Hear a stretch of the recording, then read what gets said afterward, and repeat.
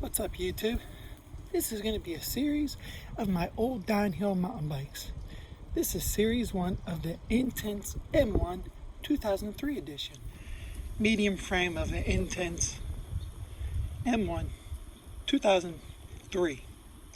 A lot of people say 04 to 03, but if you look at this triangle right here, if it peaks higher, then it's a different year. We'll start by saying we'll go with the wheels. We'll change it up. We'll go to Cockpit first. Okay, now minions, see the word Hopi. The person that used to own this bike that I got off of in 2004, around there, they used to be semi-sponsored by Hopi. When they got the frame, they didn't have the word Intense on it. Normally when you bought the frame, the Intense decals were on there, but they got it straight black to add the Hopi. She was my height, my size, so the bike fit perfect. That's why I purchased it. I've always wanted an N1. But back to the Cockpit. It has the Hopi steer thing. This Hopi steering dampener, when you twist it, it means it won't wiggle.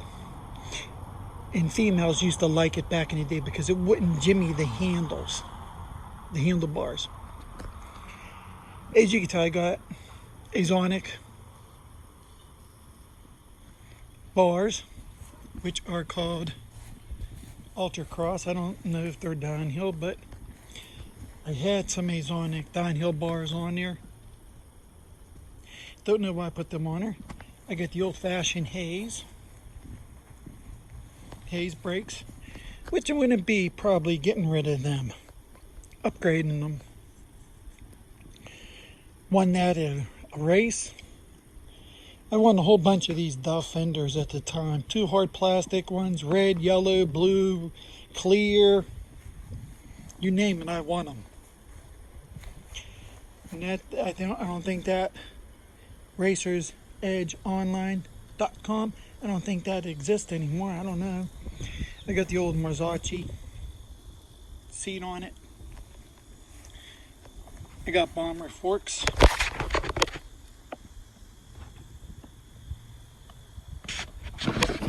Had them serviced. Worked perfectly. Medium frame. I got some old forget the name of these now. Sunridge pedals on these. Sunringle.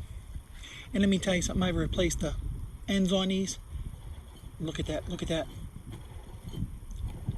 I serviced the bearings in them. They are great pedals. They were on the bike when I got it and I just couldn't get rid of them.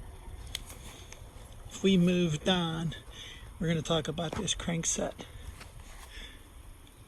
That's a Raceface downhill Evolve. I forget the number of the chainring.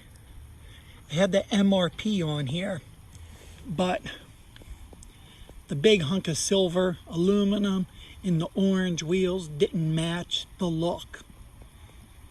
I did get the new black hook wheels, and I still didn't like it. So I found this Raceface chain guide to match my bike. So I put it on there. I got the stock 5th element that was serviced. I got a 400 times 2.75 spring on it. It's a Manitou.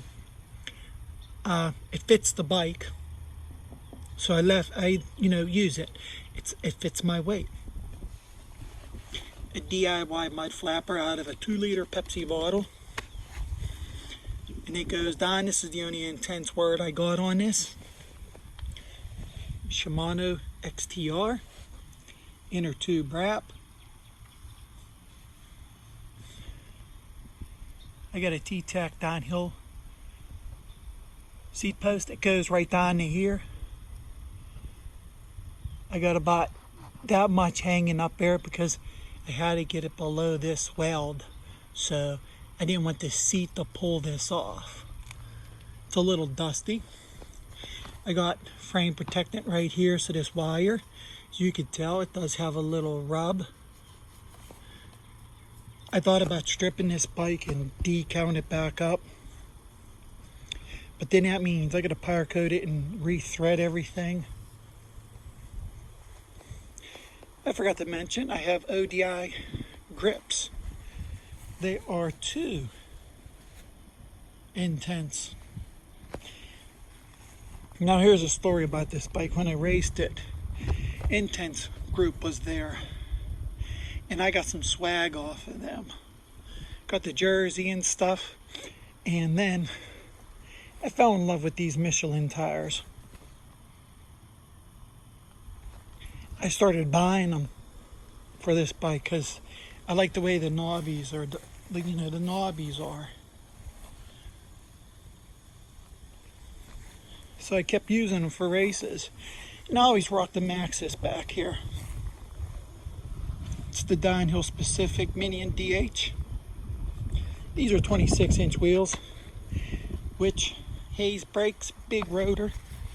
I've got a Rocket Razor hub, old school.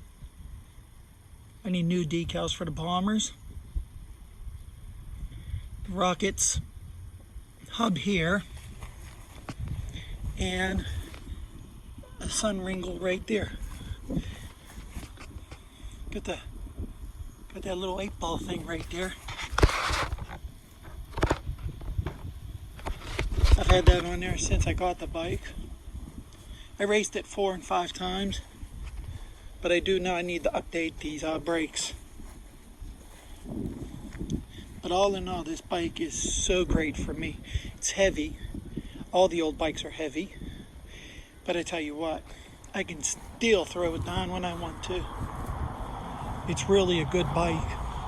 There's no cracks, thank God, because it'd be hard to replace. I get these serviced every time I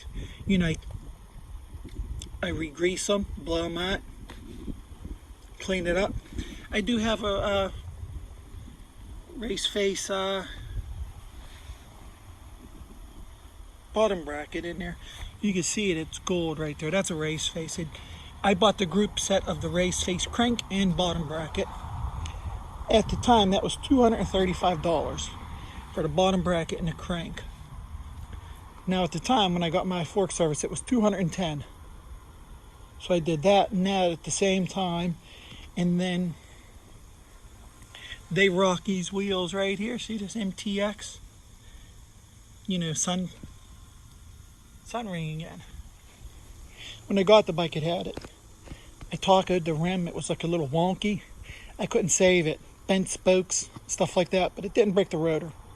So I had it rebuilt with the same rim, and I had to get all new spokes, all new nipples. That rim was $200 and some to get built. I didn't do it myself. So altogether, this, that, and that, I spent $600 extra dollars on this bike to fix the wheel, service the forks, put that on. At the time, I didn't have any of my tools, and I had what they called back in the day cross-country races. So this had to be done by somebody else because I just simply couldn't get it done. This bike really went through some paces with me. So there you have it. It is Series 1, Intense M1 2003. Hope you liked the video. Thanks for watching. Give me a thumbs up, hit subscribe. Send it, ride it out.